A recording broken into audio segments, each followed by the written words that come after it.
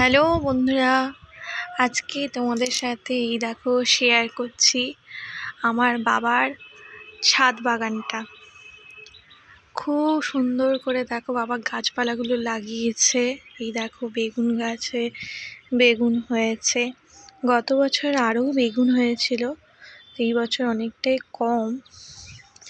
ওই দেখো এইদিকে একটা বেগুন গাছ রয়েছে, এই গাছটার মধ্যে ফুলও এসছে অনেক, দেখতে পাচ্ছ। এই গাছটায় অনেকটাই ফুল এসছে। একটা পুঁই শাকের গাছ রয়েছে এখানে, টমেটো গাছ লাগিয়েছে, আরও এইগুলোতে সবই বেগুন গাছ লাগানো। তারপর চাল কুমড়ো গাছ লাগিয়েছে বাবা। এই দেখো সুন্দর চাল কুমড়ো হয়েছে অলরেডি।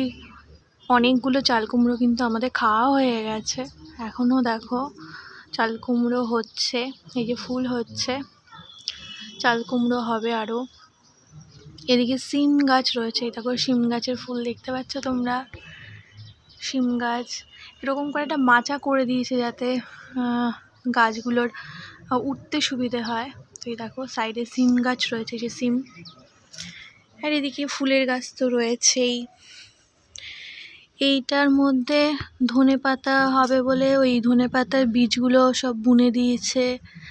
ওইদিকে পুদিনা গাছ রয়েছে, জবা গাছ, এদিকেও জবা গাছ রয়েছে।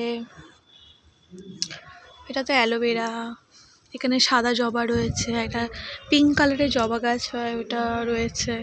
আর ওই গাছটা হচ্ছে বেলি ফুলের গাছ, যেটা এখন যেহেতু শীতকাল পড়ছে তাই এটা কেটে দিয়েছে বাবা।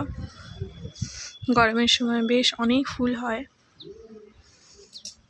এখানে ছোট্ট একটা টগর ফুলের গাছ। এইখান থেকে তোমাদেরকে দেখাই, এইদিকেও একটা চাল কুমড়ো নিচের দিকে হয়ে রয়েছে।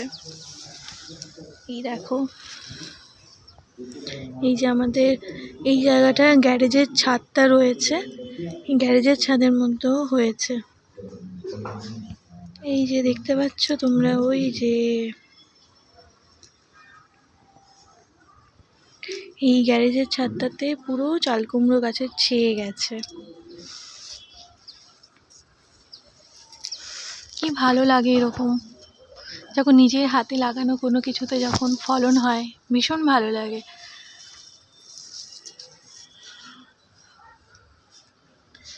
কেমন লাগলো তোমাদের বাবার হাতের এই ছাদ বাগানটা?